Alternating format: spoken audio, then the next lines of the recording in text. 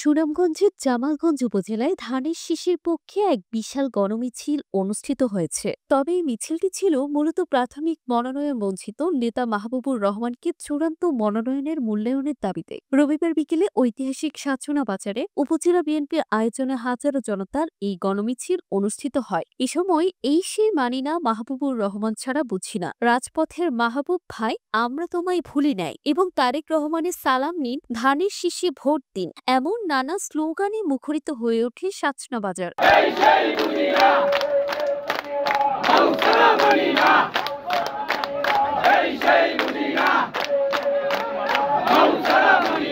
মিছিল পরবর্তী পথসভায় বক্তারা বলেন, মাহবুবুর রহমান হাওড়াঞ্চলে বিএনপির ৩১তম দফা পৌঁছে দিয়েছেন এবং ফ্যাসিস্টের বিরুদ্ধে আন্দোলন করতে গিয়ে বাম কানের পর্দা হারিয়েছেন। তারা বলেন, গত ১৭ বছর ধরে নেতাকর্মীদের ঐক্যবদ্ধ রেখে রাজপথে আন্দোলন করেছেন। বক্তারা আরও দাবি করেন, সুনামগঞ্জ ১ আসনে মাহবুবুর রহমানের কোনো বিকল্প নেই এবং তাকে চূড়ান্ত মনোনয়ন দেওয়া হলে ধানের শীষের বিজয় সুনিশ্চিত। তারা বিএনপির ভারপ্রাপ্ত চেয়ারম্যান তারেক রহমানের কাছে মাহবুবুর রহমানকে মনোনয়ন দেওয়ার জন্য জোর দাবি জানান। মিছিল করেছে সেই ধানের শীষের জন্য, বেগম জিয়ার ধানের শীষ, তারেক রহমানের ধানের শীষ, মাহবুব রহমানের ধানের শীষ।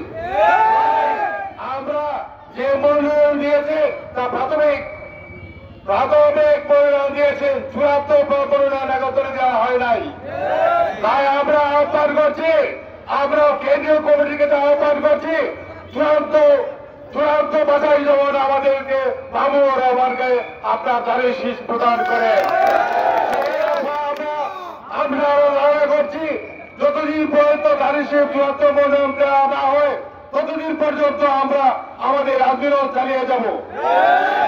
নির্বাচনী এলাকা তাইপুর, মধ্যনগর, জামালগঞ্জ, দলমপাশার সর্বস্তরের মানুষের দাবি একটাই, আমরা চূড়ান্ত মনোনয়নের জন্য মাহবুব সরকারকে চাই।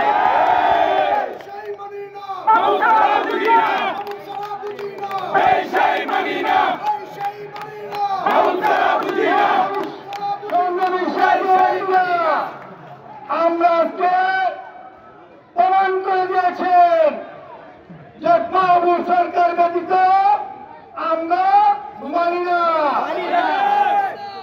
আমরা তাদের শিশুর লোক, আমরা বেগম খালেদা জিয়ার লোক, আমরা তারেক রহমানের লোক, আমরা কোন আওয়ামী লীগের পেতাদেরকে পুনর্বাসনের লোক নয়। যারা আওয়ামী লীগের লোকদেরকে পেতাদেরকে পুনর্বাসন করতে চান তাদেরকে সতর্ক করে দিচ্ছে, আমরা আওয়ামী লীগের লোক নয়। এই সুনামগঞ্জের ধানের শীষের লোক, মাহবুব সরকার ধানের শীষের লোক।